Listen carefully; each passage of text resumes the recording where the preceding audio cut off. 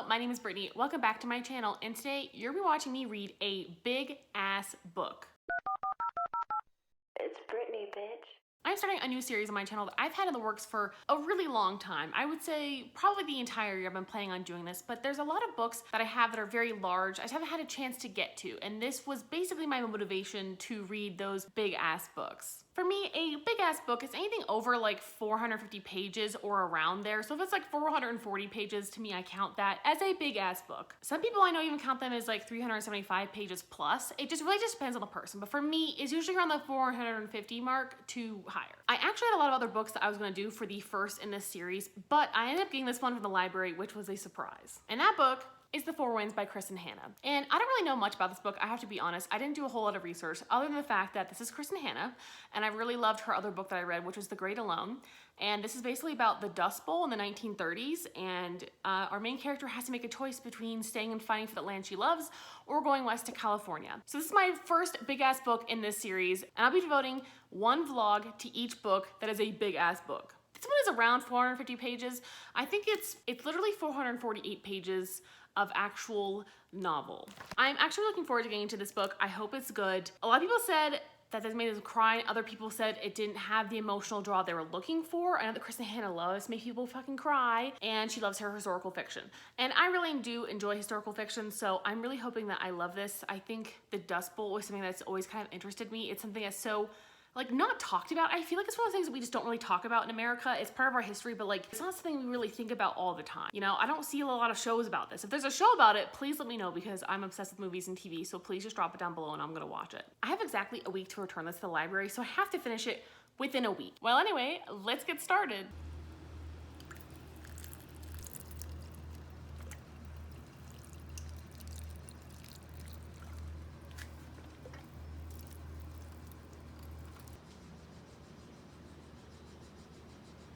So it has been a couple of days since I last talked to you, and I'm on page 167 of The Four Winds, and so far I really enjoy it. Definitely a historical fiction where I kind of feel like it kind of reads slower, but it's not like a bad slow, and we're really just kind of getting the backstory for this, and we're seeing some of the setup and the current suffering. We start in 1921 where we meet Elsa, and Elsa is our main character. She is like a very sickly teenager. Like she had like a heart condition. They thought she was never gonna survive, yada yada, so she's stuck at home like most of her entire life, just stuck reading. And then one day she decides to go out and she falls in love with Rafe Martinelli, and he is an Italian immigrant and his family is farmers. She gets knocked up by him. She's forced to marry him, and then it fast forwards to like 1934, and they have 2 children and they live and work on the farm. And then the Dust Bowl is really hitting. And then on top of that, Rafe ends up leaving to go west, because that's what a lot of the husbands do, but he just up and leaves in the middle of the night because he just can't take living like that anymore. And after he left, it kind of tore the family apart, and I feel so bad for Elsa as our main character, because her daughter Loretta is like such a bitch to her. Like she's honestly terrible to her mother and basically blames her for her father leaving because he didn't love her. He didn't want to stay with her because her mother is boring and she's hardworking and she never lets him have any fun. And it's just so sad to hear that, because like you know how much it hurts Elsa, because obviously it's talked about, but like it is just so hard to kind of read that kind of relationship, and I always like feel just so bad. Like I could never imagine saying something like that to my own mother. Like that is just terrible. So you really are feeling for Elsa, and it's just hard. And they're obviously suffering, like just hearing about their day-to-day struggles with the Dust Bowl is incredibly harrowing and frustrating and sad. And this is a really big part of American history that I feel like a lot of people we just don't talk about, or just isn't well known. I'll probably talk to you another couple of days. I have no idea. I'm hoping I could actually finish this by tomorrow, but I really don't know if that's going to be feasible. We'll see.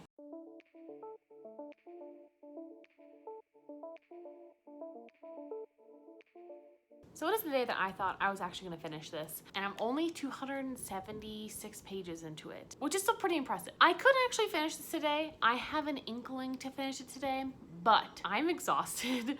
If I don't sleep, I just suffer the next day at work, like suffer. I don't know if it's just because my plans are all like in really difficult positions right now or what, but like today at work fucking sucked. Like I'm exhausted, and then on top of that, I had a migraine last night, like right when I went to bed, and so I could not sleep. Like for the life of me, like I slept terribly, and I slept very little when I did sleep. So I literally feel like a rag doll that has been dragged under a truck for like 25 miles. Anywho, so far I'm really enjoying this. It's getting a little bit harder to read because it's getting more sad in some parts, but they were shown a bit of kindness like 10 pages ago and I legit almost cried.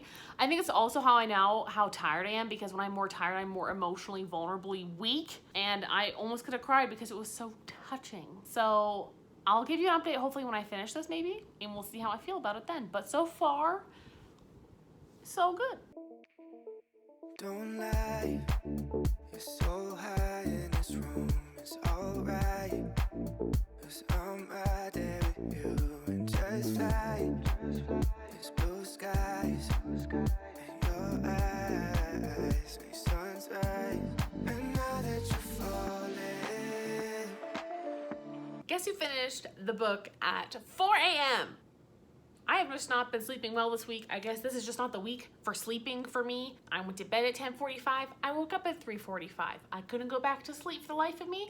I just stayed up and finished this book. But let me say, I actually really enjoyed this book. And I'm not really sure I'm going to rate it yet. I feel like it's obviously between a 4 and a 5. I just feel like this book really hit. It was actually a pretty easy read, even though it was like 450 pages and it was a big ass book. It just worked for me. I don't know. I feel like The Great Alone, which is Kristin Hannah's other novel that I read, and I really enjoyed that, but the ending like really kind of ruined a lot of the book for me. Like it just was really, it was whack. It just did not work with the rest of the book. Like it just was like two totally different tones, and I felt like someone else wrote the rest of the book. It was weird. This one felt like the same person the whole time. This was just suffering over and over and over, and then I sobbed. And I did. I had a little cry this morning. Yes, I did.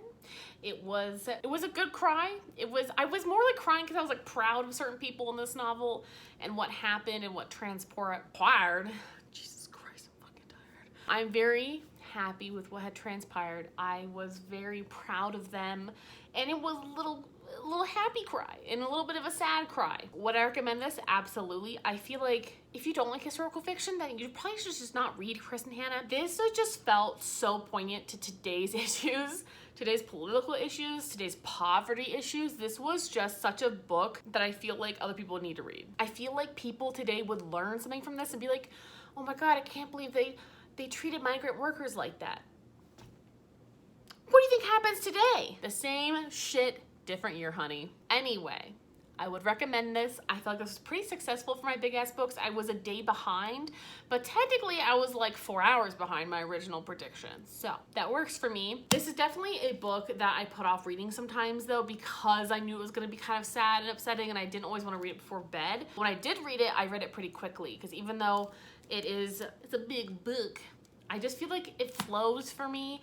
I just really enjoy Kristin Hannah's writing. It's very descriptive, and she melds things so well, but this just takes off at a back-breaking pace. Like, this book just never stops. Like, her books just like go, go, go, suffering, dealing with it, suffering, dealing with it. And it keeps happening over and over and over, and you have like a page to get over something before something else bad happens. Anyway, thank you so much for watching this crazy video, which I'm sure was a hot mess because I have just been a hot mess. If you made it this far in the video, post that like wind emoji. You know what I'm talking about, that wind emoji, because it is dusty, honey. All right, I'll talk to you guys in the next video. Bye.